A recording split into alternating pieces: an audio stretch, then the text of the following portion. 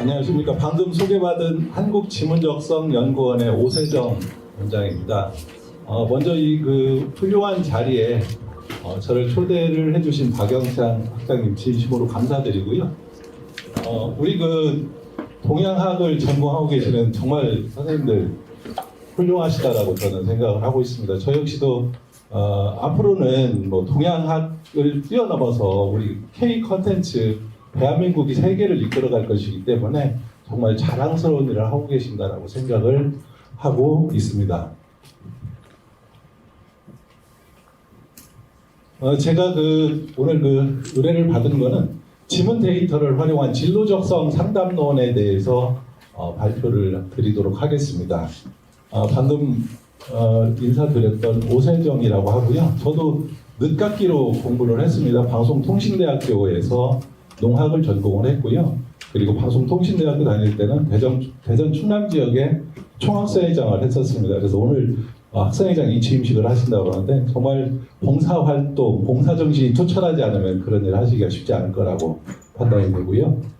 현재 저는 충남대학교에서 상담심리를 전공하고요. 석사로. 그리고 배재대학교에서 여가서비스 스포츠학과에서 지문 관련해서 여가 생활을 정말 어떤 지문을 가진 사람들이 여가 생활을 정말 멋지게 보내고 있는지 이런 것들을 연구를 하려고 지금 박사과정에 지금 있습니다.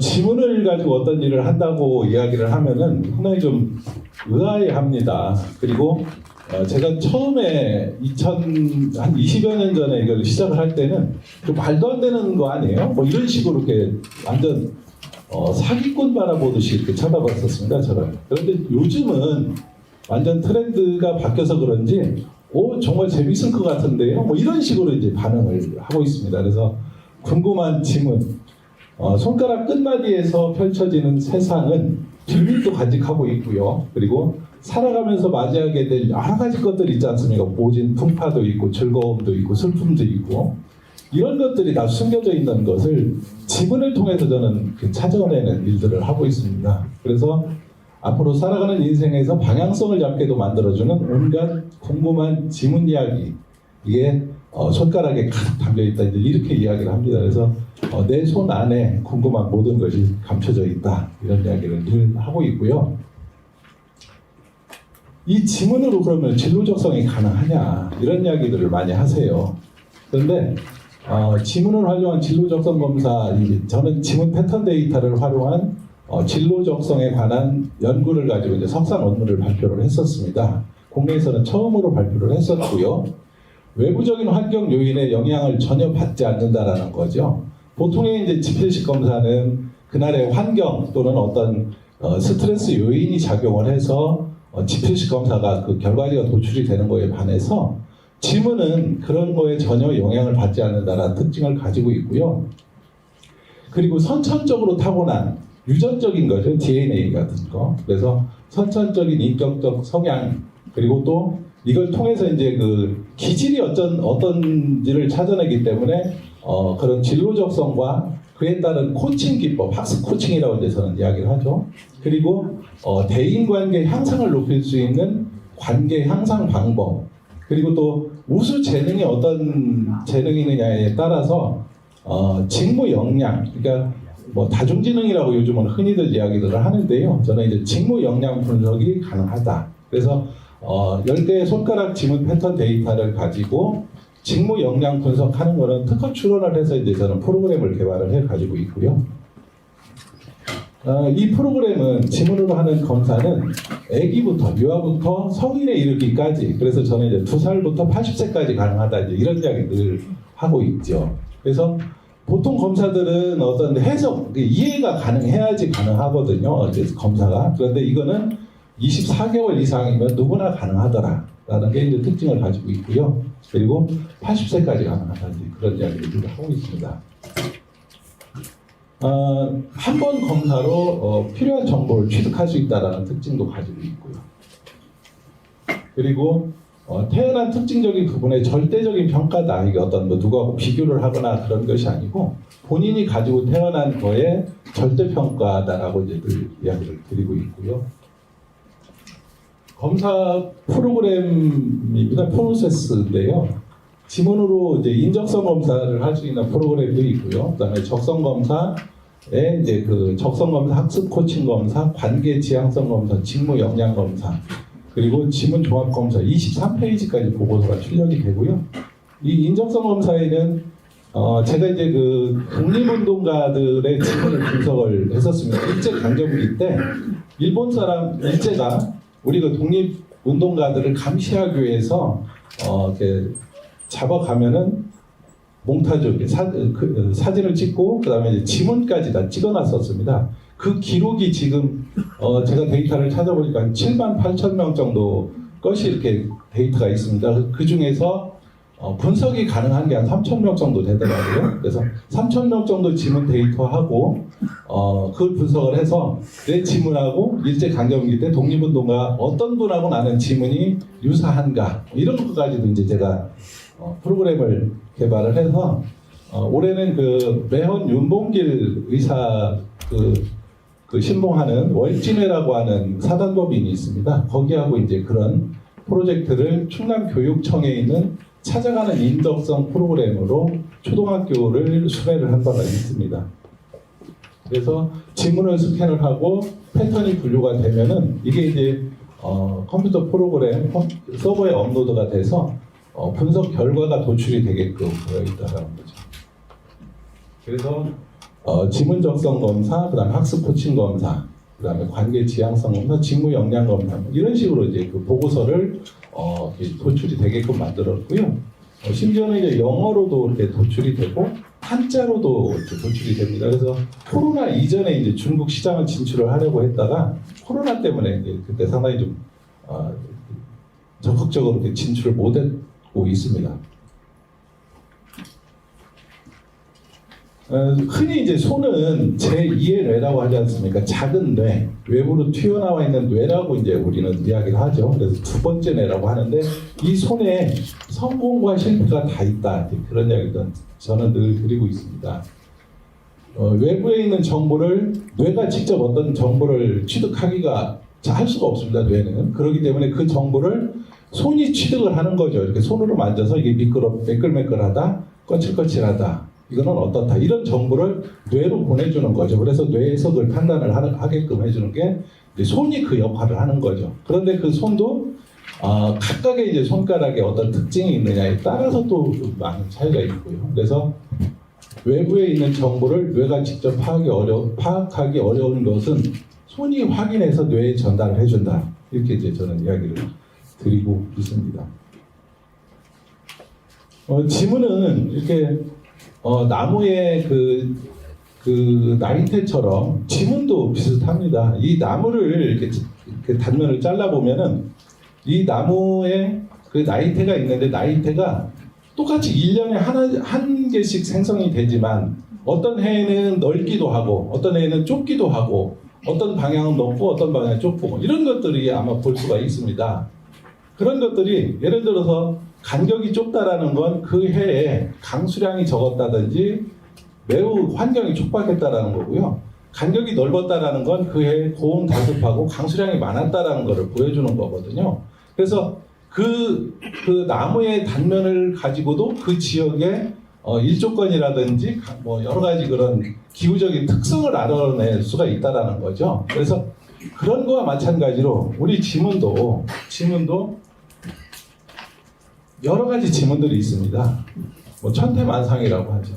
그래서 흔히 이제 우리가 뭐 이 지문을 가지고 이렇게 자기 그 기질을 검사하기 전에는 지문을 들여다 보시는 분들이 없으시거든요. 그런데 이렇게 살펴보면은 어떤 지문은 물결처럼 되어 있고, 어떤 지문은 동그랗게 되어 있고, 어떤 지문은 어느 방향으로 흘러내려가져 있고, 그래서 그 특징을 가지고 이렇게 살펴보면은 그 지문이 어떤 손가락에 지문 형태가 왔느냐에 따라서 해당하는 재능도 우수하기도 하고, 심지어는 이제 오장육부하고도 이렇게 우리 손가락이 다 연결이 되어 있지 않습니까? 그래서 오장육부하고도 연결이 되어 있다 보니까 어떤 손가락에 어떤 지문이 있느냐에 따라서 해당 장기가 강한지 실한지 허한지 뭐 이런 것들까지도 이렇게 유추가 가능하더라고요. 그래서 심지어는 이제 뭐 중지 손가락의 지문이 매우 좀 이렇게 좀 생성이 좀 덜 된 경우, 이런 경우를 보면은 소화불량이 많고 위장 장애가 많고 그래가지고 에너지가 축적이 잘 안 되는 경우도 있고 이렇습니다. 그래서 10개 손가락의 지문을 가지고 이제 분석을 하는 그런 특징을 가지고 있다라는 거고요. 지문은 이렇게 이제 저는 분류를 했습니다. 위에 있는 거는 이제 대분류로 이렇게 분류가 되는 거고요. 크게 분류했을 때 이게 이제 10가지로 분류를 했는데 이 지문 분류 자체도 들여다보면은 자연의 현상처럼 이렇게 만들어져 있더라고요. 그래서 이 지문을 이런 지문은 뭐 안정형, 탐구형, 감성형, 물론 이제 명칭은 제가 임의로 이제 가장 이 기질적인 특성에 부합하다라고 생각하는 그 명칭을 다 여기다가 붙인 거죠. 그리고 열정형, 독창형, 관계형, 현실형, 주도형, 원칙형. 그래서 제가 이 지문을 가지고 일제강점기 때 독립운동가들은 어떤 지문을 가진 사람들이 독립운동을 많이 했을까? 이것도 제가 조사를 해봤습니다. 그래서 보니까 이런 동글동글한 지문을 가진 사람들이 일제강점기 때는 독립운동에 가담을 많이 했더라는 거죠. 그렇다라는 거는 실질적으로 기질적인 걸 봐도 이쪽에 동글동글한 이런 지문들은 청년 같은 기질을 가지고 있고요. 이쪽에 좀 완만한 곡선처럼 수평처럼 되어 있는 이런 지문들은 약간은 좀 어른 같은, 노인 같은 그런 심리를 가지고 있습니다. 그래서 보니까 일제강점기 때 이런 유형을 가진 사람들이 독립운동에 가담을 한 예가 많이 없더라는 이야기죠. 유관순열사 같은 경우도 이런 동글동글한 지문을 8개를 가지고 있습니다. 그래서 유관순열사 지문은 뭐 이미 다 신문에도 이제 보도됐던 바가 있고요. 저도 이제 그걸 가지고 분석을 해본 사례도 있습니다. 그래서 이 각양각색의 이 지문들이 가지고 있는 특징적인 게 그런 기질적인 것들로 나타나더라는 것을 여실히 이렇게 알 수 있다라고 말씀을 드릴 수가 있고요. 그래서 지문 유형들을 이렇게 보면은 이런 지문은 매우 안정적입니다. 지문도 이렇게 완만한 수평처럼 되어 있고 안정적이고 차분하고 규칙적이고 그리고 소극적이고 내성적이고 그러면서 모범적이면서 보수적인 성향을 띠고 있습니다. 그러다 보니까 약간 불안 심리를 늘 내포하고 있다는 거죠. 가운데가 뾰족한 이런 지문들도 있습니다. 이런 지문들은 매우 논리적이고 분석적이고 예리하고 날카롭고 체계적이고 그러면서 계산적이고 이성적이고 그래서 대전에서 저는 올라왔는데요. 대전의 연구단지 근처에 있는 아파트 단지에서 아이들 검사를 해보면 이런 지문들을 가지고 있는 사람들이 많습니다. 연구원들 많거든요. 이런 지문들이. 그래서 심지어는 이제 이런 지문이 검지손가락에 나타나는 사람을 보면은 수학 쪽에 매우 그런 재능을 발휘를 잘 하고요. 심지어는 그 수학 교수님들도 계셨다라는 거죠.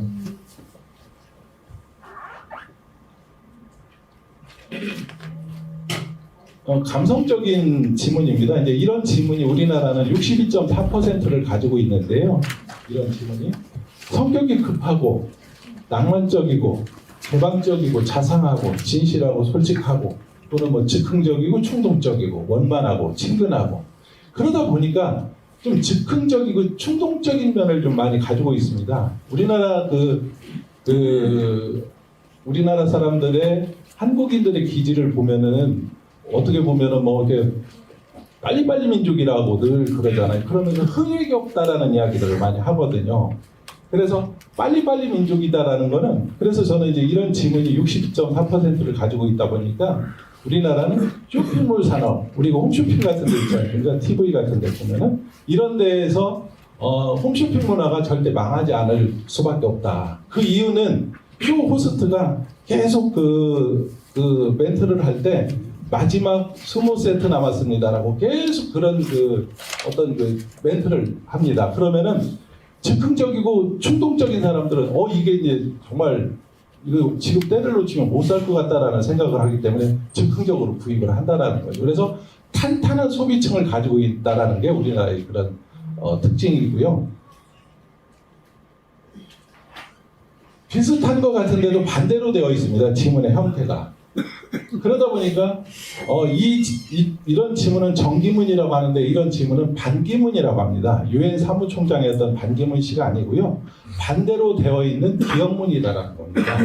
그러다 보니까 창의적이고 추상적이고 과학적이고 창조적이고 독창적이고 비판적이고 모험적이고 이러다 보니까 이 지문을 가진 사람들은 매우 창의성이 뛰어나서 에디슨과 같은 어떤 기질을 발휘를 잘합니다. 그래서 저는 이런 지문을 가지고 있는 사람들을 에디슨 유전자를 가지고 태어난 사람이다 이렇게 이야기를 합니다. 그런데 실질적으로 이런 지문을 가지고 있는 사람들이 그런 과학과 관련되어 있는 어떤 아이디어를 내는 일들에 특화가 되어 있습니다. 그래서 그런 쪽으로 지문을 가지고 있는 사람들이 있고요.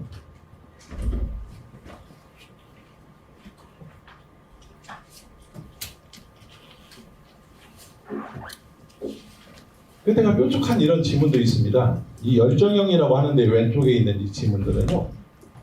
열정적이고 긍정적이고 낙천적이고 정열적이고 예술적이고 추상적이고 뭐 예술가와 같은 그런 기질들입니다. 그래서 실질적으로 제가 이제 중학교 학생 한 명을 예전에 검사를 해보니까 이런 지문을 한 6개 정도 가지고 있었던 친구가 있었습니다. 근데 이 친구는 예전에 그 SBS에서 했던 스타킹에 나왔던 친구입니다. 입으로 어떤 박자 같은 걸 정말 잘 맞춰요. 끼가 넘칩니다. 그래서 실질적으로 강의를 한다든지 예술 쪽에 활동을 하시는 분들은 이런 지문을 가지고 있더라는 거죠. 그리고 반대로 되어 있습니다. 이것도 뾰족한 게 모험적이고 추상적이고 직관적이고 그리고 낙관적이고 모험적, 예술적 뭐 이런 걸 가지고 있는데 저는 이제 이런 지문을 제가 좀 가지고 있습니다. 그러다 보니까 아이디어도 잘 내고요. 그리고 독특한 어떤 그 창조성 같은 걸 가지고 있습니다. 그래서 이런 지문들도 있고요. 지문의 생김새가 이렇게 두 개가 엮여 있습니다. 태극 모양처럼 되어 있고 악수하는 이렇게 손을 두 개가 이렇게 악수하는 모습처럼 되어 있기도 한데 관계적이고 협조적이고 또는 상호적이고 중간적이고 원만하고 그 다음에 포용해주고 배려심도 좋고 이러다 보니까 이걸 가지고 있는 이런 지문을 가지고 계신 분들이 교육과 관련되어 있는데 또는 어떤 중간에서 어떤 걸 연결해주는 일들 뭐 중개사 또는 여행 가이드 어떤 유통 뭐 그런 무역 뭐 이런 일들을 아주 잘 해냅니다. 그래서 중간에서 어떤 걸 연결해주는 이런 일들에 최적화되어 있는 이런 지문들도 있고요. 줄이 이렇게 두 개가 안에서 시작이 돼서 융선이 돌아갑니다. 실리적이고 현실적이고 도전적이고 효율적이고 이기적이고 활동적이고 자율적이고 그러면서도 처세술이 좋습니다. 그래서 늘 저는 이제 이런 지문을 가진 사람들이 정치인 같다. 정치인들 보면은 누구든지 만나면 내가 정말 선생님 정말 좋아합니다. 뭐 그러잖아요. 근데 만나는 사람마다 그래요, 사실. 그래서 그게 이제 이기적이고 처세술이 좋기 때문에 가능한 일들이다. 이런 이야기를 드릴 수가 있고요.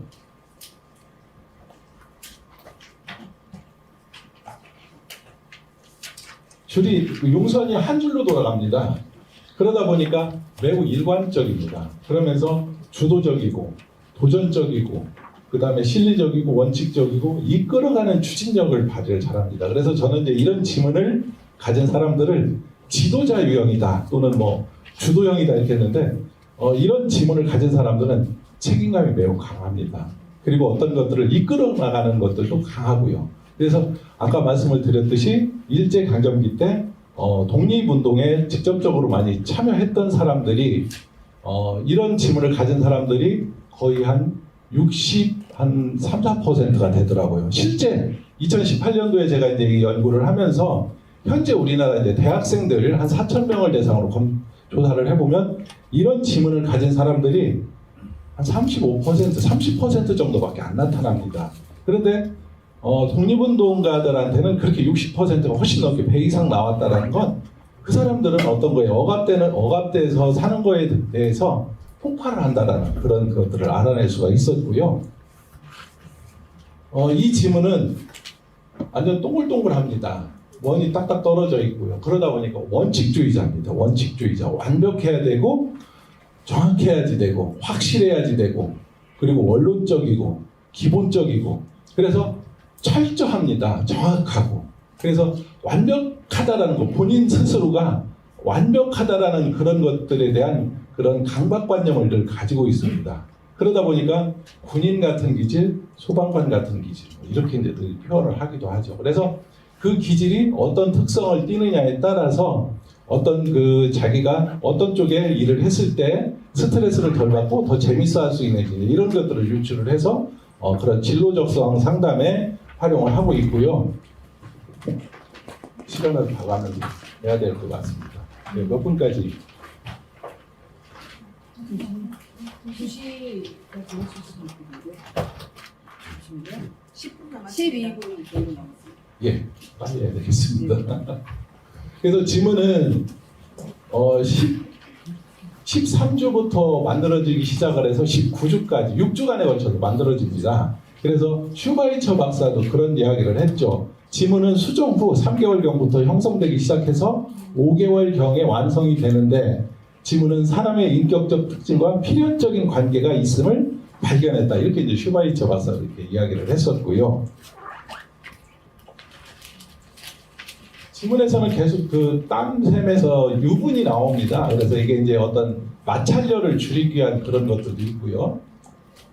13주에서 19주 사이에 만들어지고 유전 형질, 엄마의 50%, 아버지의 50%를 가지고 태어나고요. 일란성 쌍둥이는 지문의 생김새도 같은데 일란성 쌍둥이는 지문의 생김새도 다릅니다. 그리고 한 번 가지고 태어난 지문은 평생 변하지 않는다는 특징을 가지고 있고요. 그리고 지문에 저렇게 땀이 계속 나온다는 거죠. 그래서 저는 늘 태교 매우 중요합니다. 태아는 잉태된 후부터 사람으로부터 본래 가진 성품과 성질이 있다. 그리고 뱃속에서부터 태아를 가르치는 것은 한 사람으로서 완성이 되는 것과 같다.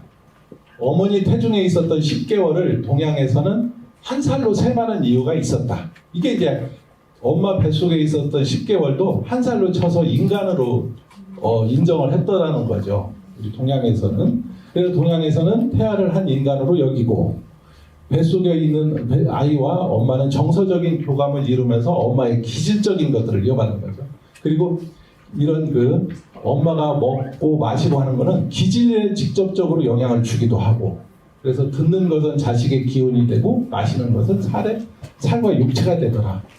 그래서 태아를 기르는 임산부뿐만이 아니라 온 집안이 거동을 조심해야 된다, 그런 이야기도 했고요.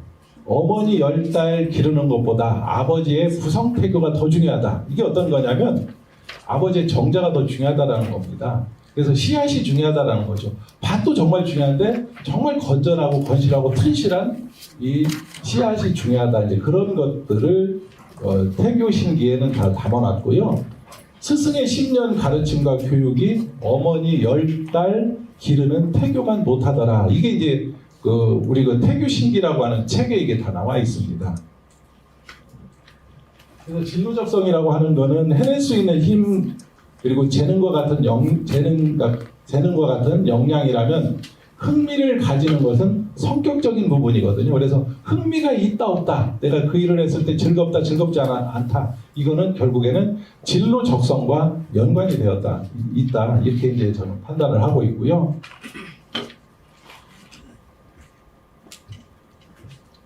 재능이 부족하면 재능을 키우기 위한 노력이 필요하며 그 노력을 기울이기 위한 동기부여는 성격이 맞는지 안 맞는지.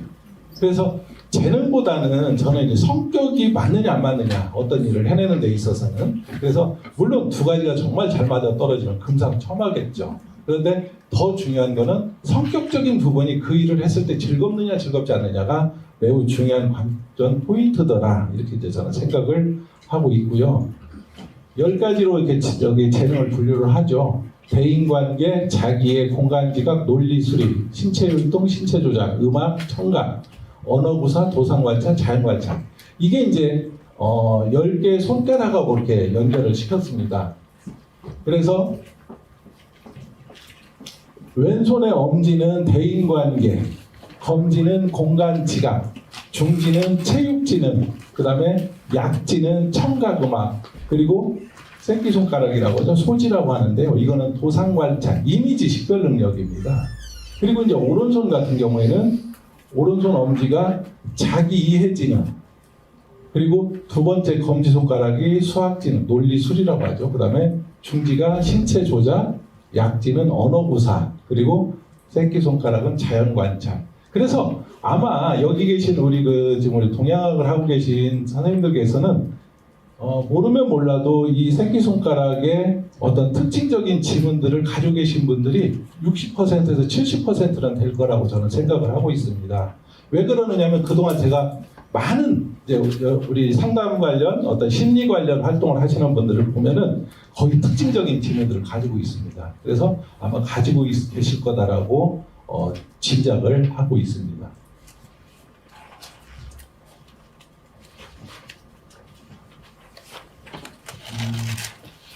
어쨌든 지문을 가지고 하는 중요한 이유는 똑같지 않다라는 거, 변하지 않는다라는 거, 그리고 내면의 마음까지도 알 수 있다라는 거였고요.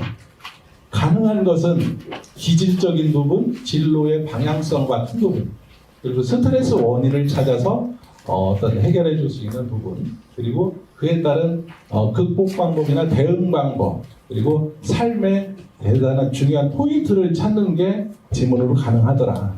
이런 이야기를 드릴 수가 있고요.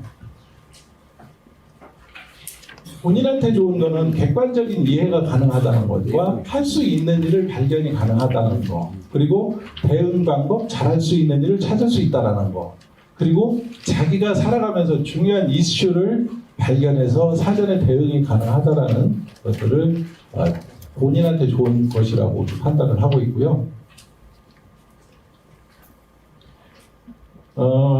친해지는 것이 가능하고 원만한 코칭이 가능하고 어떻게 도움을 줄지가 가능하고, 그래서 객관적으로 상담이 가능하다라는 장점을 가지고 있는 게 이제 지문적성검사라고 말씀을 드릴 수가 있겠고요. 일제 강점기 때 이제 안중근 의사하고 같이 독립운동을 했던 조홍순 선생의 지문입니다. 동글동글한 지문을 가지고 있다라는 것을 알 수가 있었고요. 유관순 열사의 지문도 이렇게 보면 숫자로 이제 저희가 1번부터 10번까지 이렇게 지문을 분류를 했는데요. 대부분 8번, 7번 뭐 이런 식으로 이렇게 상당히 그 동글동글한 지문을 가지고 있었다라는 걸 알 수가 있었습니다. 김마리아 선생님이죠. 그래서 제가 지금 책을 한 7권 정도 가지고 왔습니다. 그래서 독립운동가의 지문 1200명 거를 분석을 해서 제가 2018년도에 이제 화이트리스트가 한참 저희 일본하고 좀 관계가 안 좋았을 때, 그때 당시에 제가 발표를 했던 내용이고요. 학술 발표를 했었고요. 그래서 저 책하고 그리고 지문 패턴 데이터의 비밀 4권하고 7권을 가지고 왔습니다. 그래서 학장님한테 일단은 드렸고요. 오늘 좀 뭐 필요하시다라고 하시는 분을 아마 드릴 겁니다. 이렇게 발표를 했었던 사례였고요. 끝으로 이 부분만 드리고 자꾸 옆에서 지금 저 인간이 언제 끝나나 쳐다보시는 것 같아가지고 시간을 정확하게 맞추겠습니다. 문명의 발전에는 위대한 손이 있었다라고 저는 늘 이야기를 합니다. 엘빈 토플러입니다. 미래학자. 젓가락을 사용하는 민족이 세계를 지배할 것이다 이렇게 이야기를 했답니다. 그게 과연 왜 그러느냐? 그 이유는 이미 이제 죽고 없죠. 제자들이 그를 확인을 하기 위해서 전 세계를 다 돌아다녀 봤다고 해요. 이 미래혁명에는 젓가락을 사용하는 민족이 21세기 정보화 시대를 이끌어간다. 그 이유는 이렇게 보니까 젓가락을 사용하는 나라가 전 세계적으로는 23개 나라 정도 된답니다. 우리 대한민국을 포함해서 동남아시아 대부분. 그런데 이 포크를 사용하는 사람들보다는 젓가락을 사용하는 사람들이 두뇌가 한 25%가 좋을 확률을 가지고 있답니다. 그런데 그 엘빈 토플러의 제자들이 이 젓가락을 사용하는 나라를 찾아다녀봤습니다. 중국을 가서 보니까 중국 사람들이 젓가락을 사용을 하는데 젓가락질을 이렇게 긁어먹는 형태의 젓가락질입니다. 손가락을 쓰지 않는다라는 거죠. 그래서 이 나라는 세계를 지배할 것 같지 않다. 그래서 그 다음에 간 곳이 이제 일본을 갔습니다. 이게 중국 젓가락이고요. 이게 일본 젓가락인데 일본을 가서 보니까 일본 젓가락은 저렇게 뾰족합니다. 끝이. 생선 가시 발라 먹기 편하게 저렇게 만들어졌대요. 젓가락이. 그래서 여기도 가서 보니까 들고서는 이렇게 먹는 거예요. 긁어 먹는 거예요. 젓가락질을 제대로 하지 않는 거죠. 그래서 설마 이 도대체 젓가락질을 이렇게 하는 나라가 어느 나라인가? 그걸 찾아서 이제 한국을 오려고 온 게 아니라 인천공항을 통해서 이제 가다가 한국을 들려봤답니다. 가서 보니까는 24첩 밥상을 차려놓고 젓가락질을 하는데 그렇게 아주 자기네들이 원하는 젓가락질을 하고 있는 거예요. 이 젓가락질 하나를 하는 데 있어서 이 뼈마디가 27개가 다 한 번씩 움직여줍니다.